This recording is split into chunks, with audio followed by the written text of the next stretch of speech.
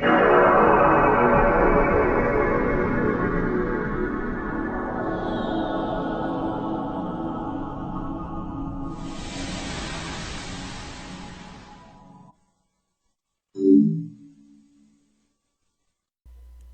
you ever thought that there was something the creators of Chuck E. Cheese were hiding something from us all?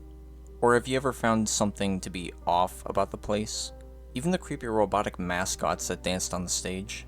I didn't until I found out the truth about Chuck E. Cheese. It all began on the first time I ever visited the place. I was around the age of 5 or 6, so I of course was pretty ecstatic to go, seeing all those commercials of kids eating pizza and running around without a care in the world, on arcade games and on the play structures, made me almost get on my hands and knees and plead and beg my mom to take me. After finally getting her to break, she took me. I was the happiest kid in the whole world. My mom drove me just a few hours before evening, so maybe around 4:30 or so. I almost knocked over the woman at the door who gave you the little stamp on your hand, running ahead of my mom and bursting through the doors like a maniac child.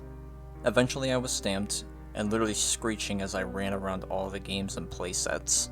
After a bit, I stumbled on over to a game, like Whack-A-Mole, but with sharks, right next by a staff-only room. One shark whacking minute later, I won the game. Before I could squeal in success and collect my tickets, my ears caught the sound of something very strange going on near the staff-only room. I could hear someone say, "Test number 15 on mutated rat results in angered behaviors such as throwing desks and scientists at the wall." I then began to wonder what in the world they could be talking about. Maybe they were making a new game.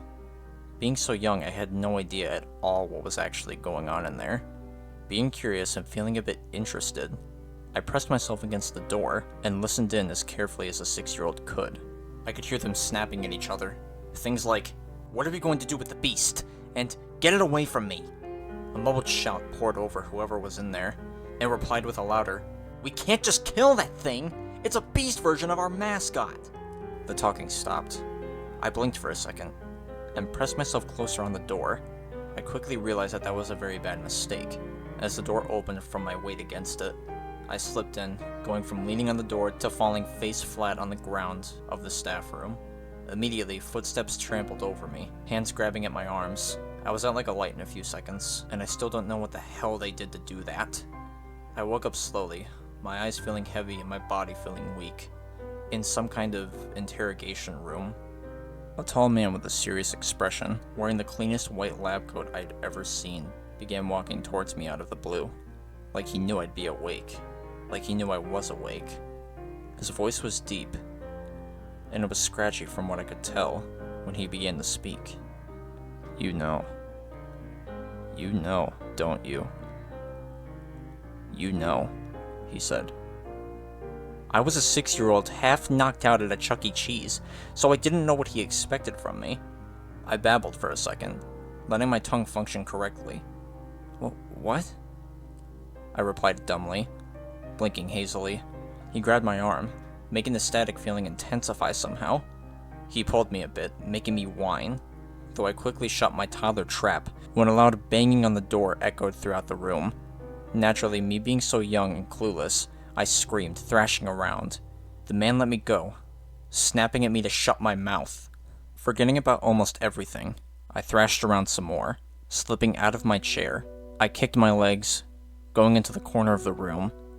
I screamed again, banging my foot against something, making a loud metal clang against my foot. I twisted around and whined down in an air vent.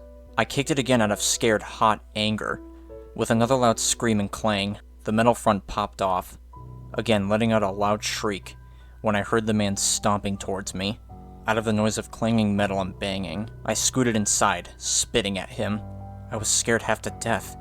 I mean, what was I doing here? Where was my mom? He swiped at me for a moment, but quickly pulled his hands back. There was another loud bang, and the man stepped back.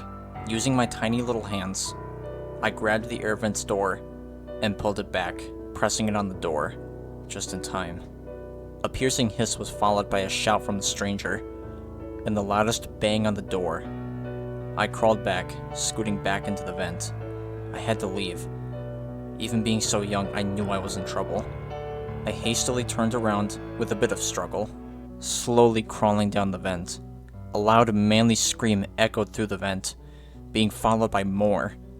They were in agony, with the sound of cracking and tearing, which I now know was flesh and bone from the stranger.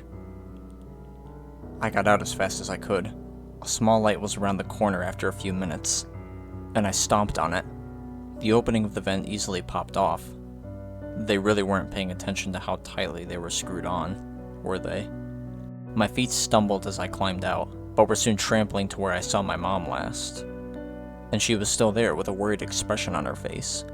I ran up to her, hugging her tight. My eyes were now glazed with wet, hot tears. I wanted to go home. I wanted to go home. I just wanted to go home. I want to go home, I whined and complained. My mother gave me a strange look, but put a finger on my cheek. "You must be tired, sweetheart," she cooed, picking me up.